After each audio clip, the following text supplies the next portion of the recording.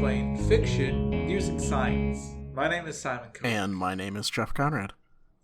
So, Jeff, today we're going to talk about something that I know that you are a huge fan of. Right, like everything we've discussed. Full Alchemist Brotherhood. Full Alchemist? Or Fullmetal Alchemist? I heard Full Alchemist. That's because that's what I said. Oh, okay. Yeah, so I guess we're both fans of this show. off to a good start. I actually am. This is the first anime I watched, and it is the wrong first anime to watch because it is the best anime. You can fight me on this. I wouldn't argue against that. What would you say is the best anime? Mushishi is pretty great. Kino's Journey, also. Have you? These are things that I cite constantly. Have you watched Fullmetal Alchemist? I have repeatedly seen one episode. What is wrong with you? The dog episode was the only episode Adult Swim airs, I guess. My brother has given me what his favorite anime is, I think, which is Hanasaku Iroha, which is a Japanese anime about a little girl who goes to live with her grandmother. Yeah, there are those slice of life anime. So I would say it's like the best of its, definitely the best of its variety of this like post-Industrial Revolution kind of animes. Very kind of violent and existential almost. As opposed to pre-Industrial Revolution anime? Oh man, what's that anime about the two shoguns and the woman who's looking for the Samurai Champloo. Yeah, thank you for correcting Ronin. that. They are not Ronin shoguns. is what you're looking for. That's right. Well, at least it's a Japanese class that I got, okay? But yeah, that is like what I would depict as like probably one of the better like pre or ancient world. Okay. I see what you're getting at. Yeah, like, and it's like a lot of like, it's like the slice of life. It's like they're all like social situations. It's not like the hero's journey kind of idea. Right. Yeah, that's what I'm thinking. And I think Fullmetal Alchemist more than any other anime appeals to both Eastern and Western audiences. Probably, of what I've seen, yeah. Hey, that's the biggest problem with Japanese cinema is that it is very incredibly Japanese. Boring. What'd you say? It is very Japanese. Yeah, it's boring to anyone who's used to like Western explosions. Explosions all of the time. No. It's not explosions all the time, but levels of emotions, emotive people. Yeah, I would actually say we went through like that Gothic period, and I say that really made an impression on American literature, where like we look for just to move things along, like right. Even in like now I think that even our like poetry and stuff like that, we have very responsive, very active poetry that comes out of America. We don't discuss a mountain in 3 lines. Yeah, that really isn't us. Oh my gosh, that really isn't American. And I think like all of like the people I'm thinking of that are like, I hate them because they're so slow, they're always foreign. Like even that's great. Simon hates foreigners. Well, I don't hate foreigners. I just don't like foreign literature. Like Pictures of Dorian Gray, Oscar Wilde. He's in English, right? Yeah. Are we pivoting our podcast to literature or we're not? I should skip that. But he is someone I find intolerably what's the word for someone who talks a whole bunch? Verbose. There you go. Intolerably verbose.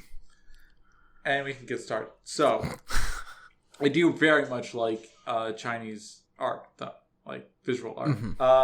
So, cool thing about this anime is that it tries to be very relatable to modern science. The original writer of it saw the Philosopher's Stone and the whole alchemy, which is a precursor to chemistry, right? And wanted to make a manga about it. I have never read the manga. I've read a brief synopsis of it, and I've watched Brotherhood, which I'm told is the better version of the anime. Yeah, because originally there was like an American version that didn't really follow the manga. Yeah, I thought I believe I heard just kind of goes like off script. Yeah, and it just kind of does and it becomes very anime-esque, and that's what makes it definitely not as good. So they have this idea of equivalent exchange, which is probably the most concrete idea we will ever face inside of this. Yeah, that sounds fair. Yeah, inside of this podcast, it is the idea that you cannot generate or destroy any matter or energy in the world. That is Yep, what that tracks. exchange is. Hey, we solved it. We got one. Yeah, it's the easiest one. That's it. That's the podcast. We solved it. Thanks, folks. But they do have some really very interesting ideas that come out of it, because the idea is that if you have this, you cannot destroy or create any energy or matter. What about things that are kind of beyond that? And it's highly existential in the idea of what is the value of a human soul. Right. That's what the whole anime is based around. So there we go. The first thing I should tell you is that in this anime, the value of a human soul is really considered, and we know this from canon, to be more than a human body and a human arm and leg, plus a human arm and leg. Like, whole body and then another additional arm and leg. Okay, it's more than that because of the armor boy and the automail fellow. They don't get the soul entirely back, is the idea. Okay, so they just get bits of it? Pretty much, yeah. They create what's called a homunculi, and we'll explain that later. Okay, it's like a human being that isn't quite a human. Okay. So here's the question. This actually, there's a Duncan McDougall experiment, 1907. I read so much into this. Anyway, he has a controversial experiment that nobody really agrees with. That he turned a person into a dog? No, but maybe. I don't know. That might be a Duncan McDougall experiment. He said that the human body weighed 21 grams. Because essentially he added up everything that should have been the human body and then was left with 21 grams left over. That's how I understand the experiment. So the question is, how can we explain a human soul? It's that 21 leftover grams, clearly. But are we saying it's like, is it a material? It would are there atoms be something with mass, at least, according to that. Are we saying that there's like a third kind of particle that is like a soul particle that has a certain amount of mass, and collected, it forms a human soul? I mean, like, I guess the question would be, what form is it taking, and does that align with our current definition of what a soul is? That's a good point. I would say that the form, in the normal sense, like it takes a shape. I would say that is irrelevant for a soul, because obviously it doesn't have. It would be something that I would say occupies mass, but does not occupy volume. Okay. And that, I think, is consistent with how we see human souls now. Like, if we were to come up with like an actual material. Obviously fictional material, because we don't have... because we don't have like a fourth or fifth dimensional material that we can interact with, that we're aware of. But can we say that it exists in our dimension? Like, a normal material would be, but it wouldn't occupy mass. And would that have... What would that create? That'd be weird. You know what? What if we had... So, we're assuming a human soul also contains things like memories and personality. Okay. I think that's pretty consistent. So what if continue. You're just getting into it is a brain. It's beyond a brain, because a brain is a physical. It occupies volume. That's the thing that's the difference. It has physical. What are they called? The things that mechanisms. Okay. It has distinguishable mechanisms inside of it. So what if a soul isn't actually like a brain, but instead it is? So there's a theory old theory that I believe has been discredited, but it is an interesting one. That gravity is actually leaking. It's not from our universe, and it's leaking into our universe from a different one, where it's very normal force. And that's why it doesn't operate like the other forces. This really isn't a popular theory. Because, it doesn't sound great. But the idea is that if you can create pinholes to other universes or other parts of universes that have different physical properties than ours, maybe one of them is that all it does is it creates a copy of our physical existence in a way, like some parts of our physical existence, and then also re-emits them. So our continued existence is dependent upon this system copying us and then re-emitting us simultaneously, like a read-write system. I lean more towards, for the soul explanation, how you tied it in with it has like memories and whatever, that maybe it's a higher dimensional aspect of the brain that we can't directly observe. I think that's better too, because we already have an idea that we already operate at a higher dimension. Like we experience the fourth dimension, but we cannot move through it like we can a third. Right. Just the one way, as long as we're aware. Actually, that would be really interesting, because if you actually went to like the supposed fifth dimension, or actually, yeah, you could see it not like the fifth, but the Tralfamadorians from Slaughterhouse-9. Yeah, I was gonna say. But like, if it's like a fourth dimensional thing that exists for the entire timeline of the physical body, right? That would make sense, and that also explains another part of Fullmetal Alchemist, that they could go and pull the soul from a thing that doesn't exist now. And doing so actually unlocks what's called the Gate of Truth, which is like this gate of knowledge that everything has, even like planets and suns. And so if you are a Tralfamadorian, I'm just going to use that because it's a good, if you haven't read Slaughterhouse-9. You definitely should read it if you haven't. Pause this podcast, come back in like a day.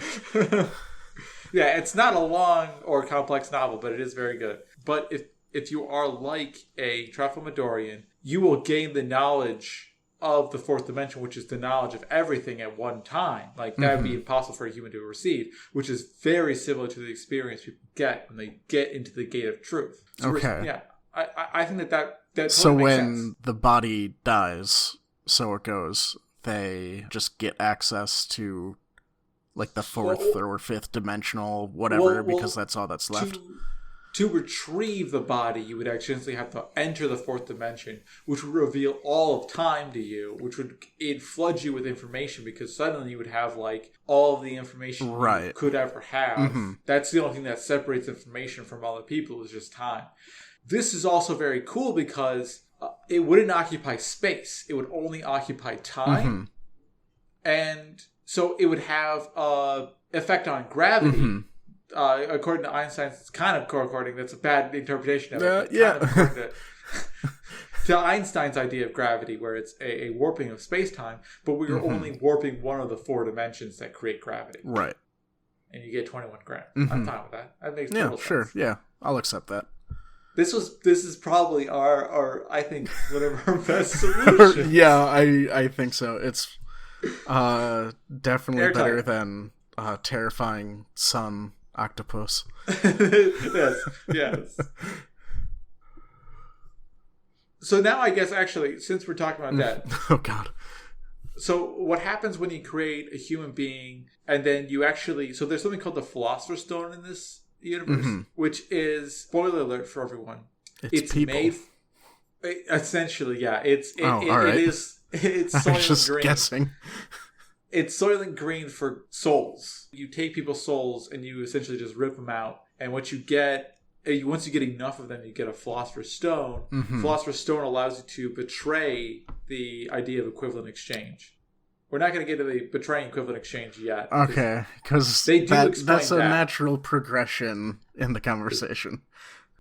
It's something that becomes so dense that it starts to take up space in the third dimension, and that's what we would consider the Philosopher's Stone. Right. And all it is just a collection of this material, whatever it is, in the fourth dimension. So if you feed that to the body that you have created to resurrect a human being, which is what they're trying to do in the anime. They're trying to resurrect their mother. Wait, they have to also create a body? They can't just like use one that's lying around? No, because they're children. They don't want to kill someone. So what they do is they actually assemble all the chemicals required to build a body. Okay. And then they do their thing. Put energy into it and turn it into a body. And they try to, but it doesn't work. Okay. But if you feed it these philosopher's stones, they actually congeal inside of it and they form like a pseudo-human. It's like a human that is immortal with, I want to say superpowers, but I want to put that in quotes because I think they're not impossible powers. It's like the ability to stretch or the ability to like consume things very easily. So I want to know, do you think it's possible if creating a human being would be possible? I mean, I'm that's kind fairly of certain creating a human being is possible. You could also apply to it whatever materials and material-specific properties you wanted to that creature. So, like, you could create proteins that would, spontaneously generate hydrochloric acid. Okay. And that would allow you to... I'm saying that. I know this is what human beings use to digest, and I'm trying to think of a stronger acid, and it's not coming to me right now. But sulfuric acid, that's a stronger acid. So let's say it has the ability to spontaneously create, not spontaneously, but as proteins to synthesize sulfuric acid that instead of it salivating saliva like a human, it salivates hydrofluoric acid, and it allows it to eat almost anything. Are we just upgrading the acid over the course of this? No, I'm sorry. I mean sulfuric. Sulfuric acid is what I mean. Because I'm bad at remembering my acids. Well, I mean, that leads into a whole host of other issues. Like, how are you then, like, dealing with having sulfuric acid pouring into your mouth all of the time? But that's what I'm saying. Like it's at that point in time, it just becomes an engineering issue of how do you create a plastic that can resist sulfuric acid. And at that point, like those are just the components that you would feed into your equation. Your pan. Yeah. So I feel like that like homunculi are possible because I'm like a lot of them they don't see through time or able to destroy worlds with just single words. It's like I can grow my fingers really long and they're very spiky. Like that's the anime. That's terribly useful skill, I'm sure. No, envy is the best of all of the homunculi, and I've only mentioned two: envy and hunger, not hunger. Gluttony, I'm guessing, if envy is another one of the names. Yeah. Why are they named? Okay, I guess they're named after sins for a reason. They take the names, I believe, of the 7 deadly sins themselves. They're actually just prideful, but... Well, I mean, that would be one of them. The reason Lucifer is synonymous with the devil is because Lucifer is the angel of pride, and pride is seen as the cause of the other six. Okay, I see. So... And it's not just pride, like I'm proud. It's putting yourself above God. Yeah, pride.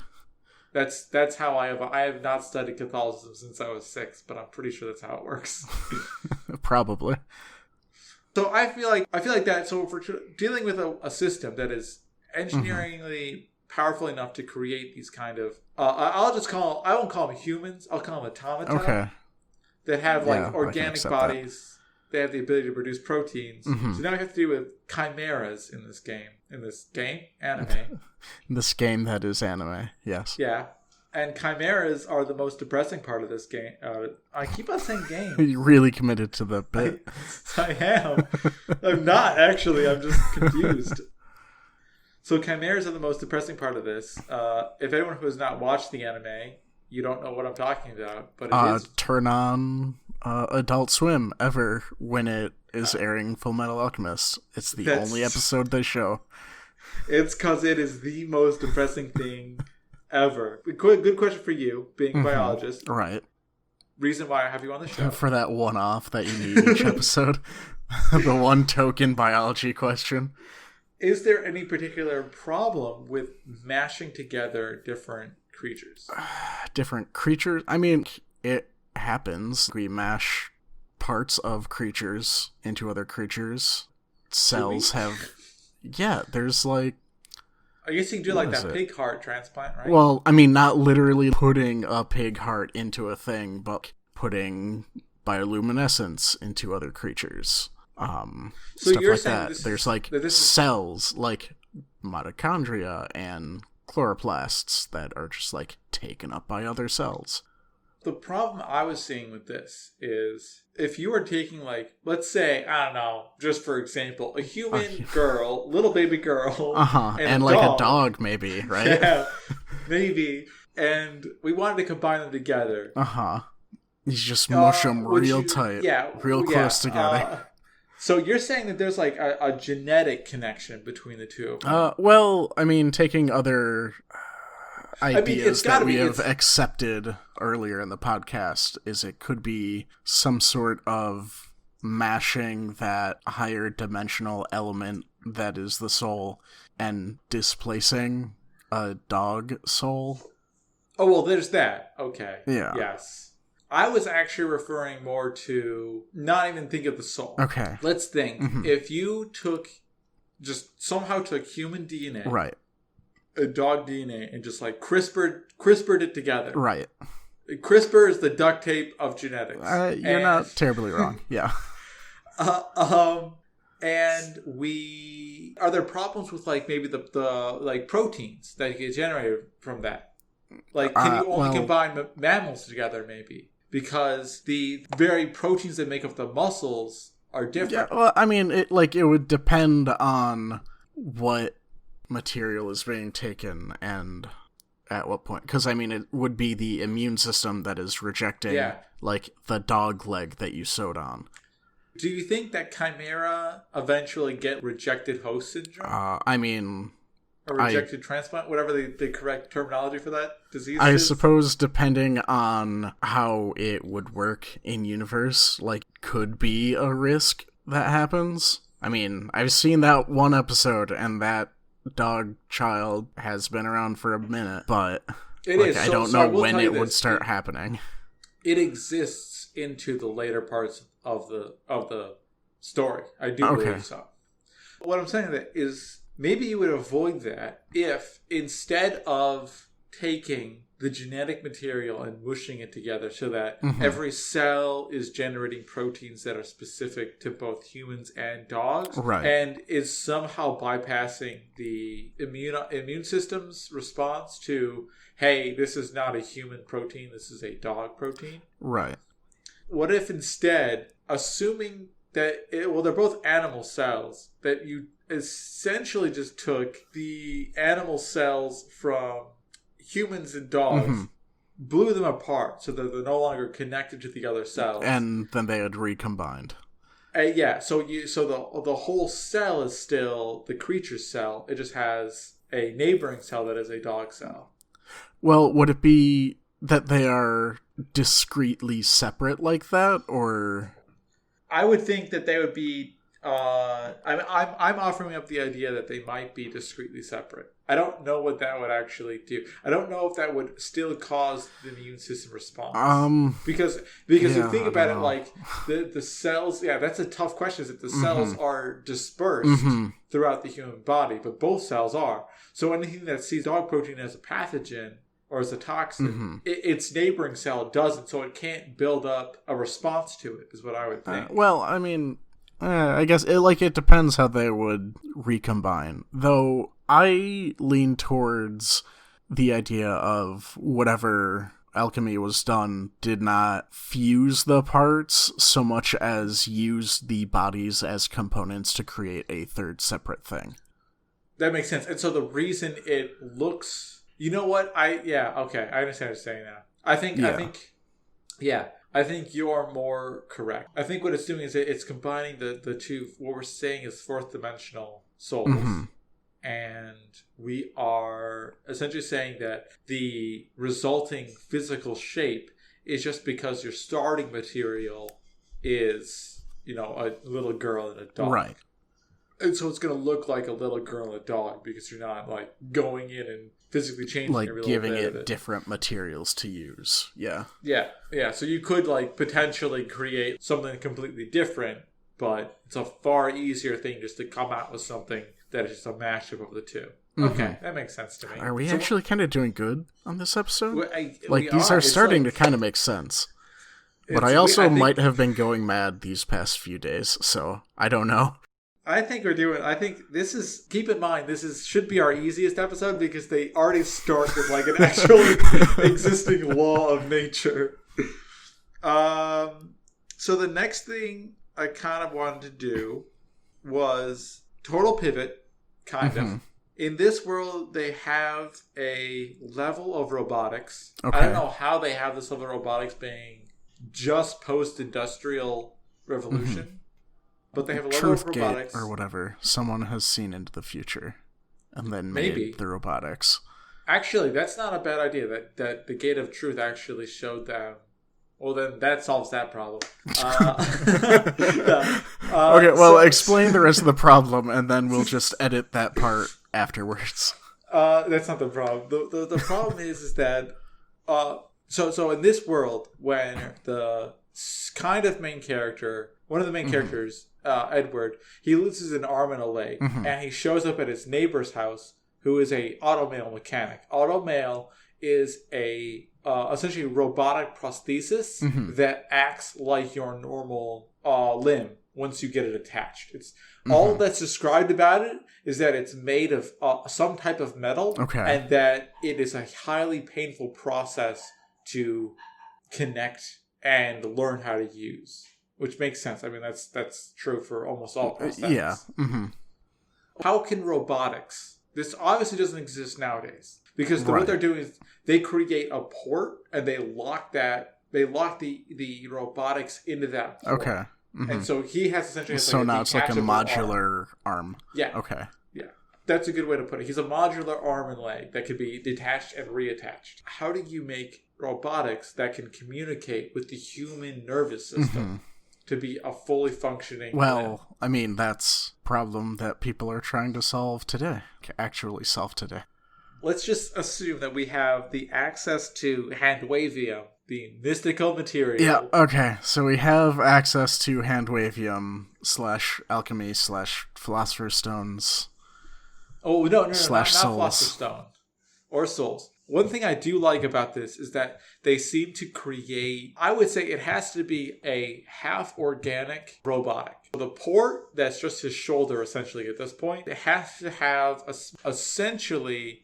fiber optic cables, but instead of transmitting light, it can receive electrical signals and carry them as if it were a nerve. Not like a nerve, but that like a nerve. Yeah, I'm trying to think of like one. But it isn't, because nerves are both electrical and chemical. And I'm thinking that there isn't blood flow to a robotic arm. So you can't do like a sodium, potassium gate. Well, I think mostly for like the arm part isn't the interesting part in this discussion. It's the interface between the socket and the human part. Yeah, I agree. So there could be direct flow reaching that interface. So what if it's this? I actually have an idea. A little crazy. So nerves are thick enough that you can actually see them. What if you just plug them in like wires? No, well, I don't think that'll work, because you're not generating a very large electrical current with your nerves. Right. Like, say, even if you have gold wire, you're still not going to be... You're going to lose your signal as you go down the body. That's not going to work. You would have to have an incredibly sensitive arm piece, and then every single time someone ran at you with a magnet and caused induction, not only would you fry your brain, but your arm would go crazy. Right. So that is not an option. I would say not an option. Maybe it is for some people.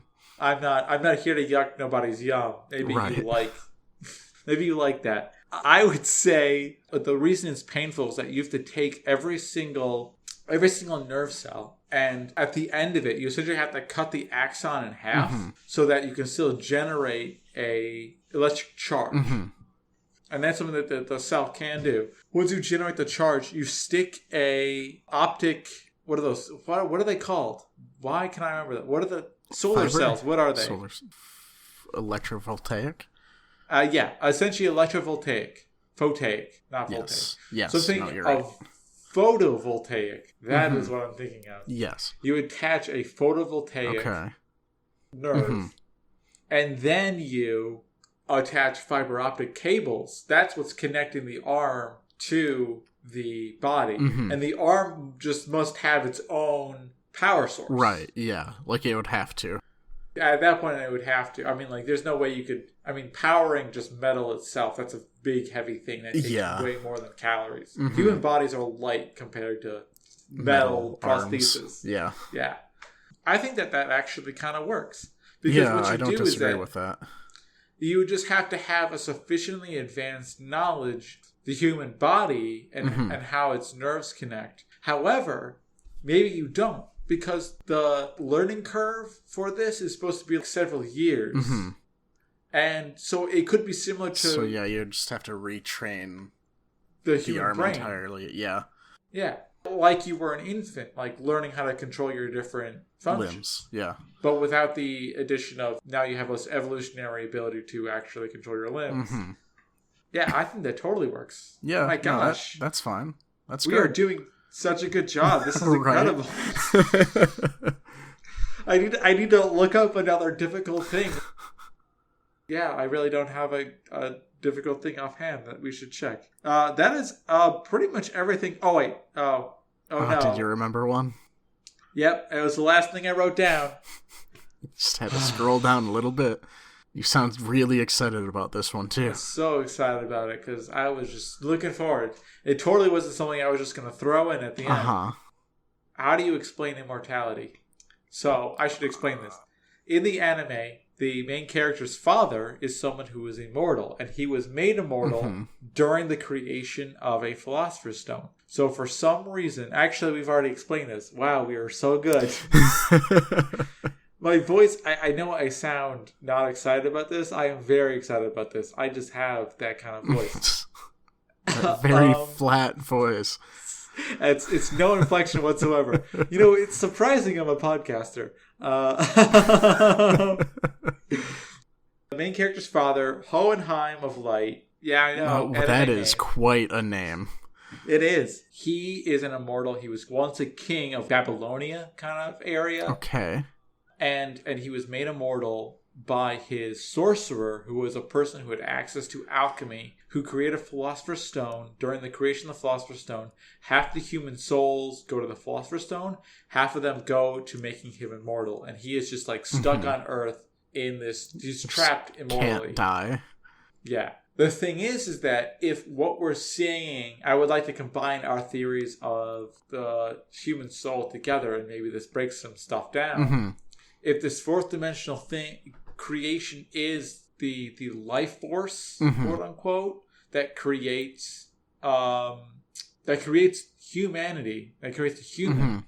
If he's not actually immortal, but he has accumulated enough human lives that he is functionally immortal. Okay.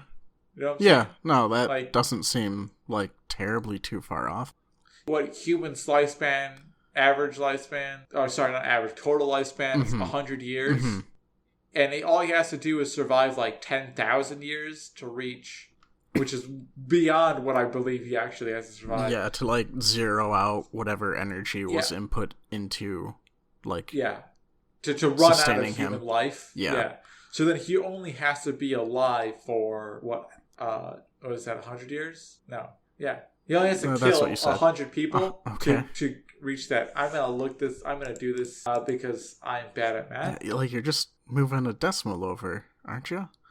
I believe I am, but so he faces to survive divided by 100 equals. Yeah, I am right. Okay, it is 100 people he has to kill, and that is easily within the human population of a city. You know, 10,000 years ago. Maybe not 10,000 years ago, but there still was a large number of people that yeah. They could have easily taken 100 eventually. So he might be able to live for maybe 100,000 years, which to humans would be, I mean, that's functionally immortal. Yeah. So that's what I would say. My gosh. Now, is he like immortal, just ageless, or can he like not be decapitated? If I remember correctly, from Brotherhood, he can be decapitated. His body isn't immortal. It's his life. Like, he just can't exist forever. There's also some weird stuff. I don't know if this is from the American anime or from Brotherhood, but he like jumps bodies But that also kind of makes sense if you have like this fourth dimensional material that can move with a body. I think that's not from Brotherhood. Okay. Yeah, so, I'm gonna say if it isn't, do you want to just disregard that? That's not I do, part of the canon we're discussing? Okay. I think it's just he is functionally immortal. He can live for as long as he wants. Mm-hmm. But he can be killed. Okay. Yeah. And that's true for like homunculi too. And the reason homunculi essentially are immortal, which they kind of are in the anime, is because they also have this just collection of human souls, but they can be killed when they are separated from those souls, actually. Wow. That works really well. That explains a lot. Right? This is probably our most successful episode. Yeah, I think so. That's all I had. So, really, thanks for listening, people who are listening to this. No, you were here. You watched us hit one, actually, finally. It's true. You have made it to episode, what is this, 6, I believe? Maybe. 5 or 6. Sure. And you watched us, you continue to listen to us through Battlestar Galactica, which was a rough episode. Yeah, that was difficult. But other than that, I think we're doing better. Actually, I think we're getting the hang of how to explain. Yeah, we're really get a grasp on how to properly use Handwavium. Exactly, the mystical material. Whoever's listening to this should like and subscribe us on iTunes. It helps us a lot. Those make sense. Yeah, comment. Tell everyone about how great we did this one time. It really does help us because me and Jeff don't like social media and we don't even use our Facebooks that we do have. So we would like to continue to not use our social media to advertise this show. So if you have a coworker like I did and you're like, hey, you should listen to this. Thanks for listening. Yeah, thanks for coming. Our theme music was created by Joe Sopchak, a good friend of mine, very good musician, lives in Boston right now. And I do all the editing for this podcast, which is a lot of work. And I co-host. There you go. My name is Simon Kozu. And I'm Chef Conrad.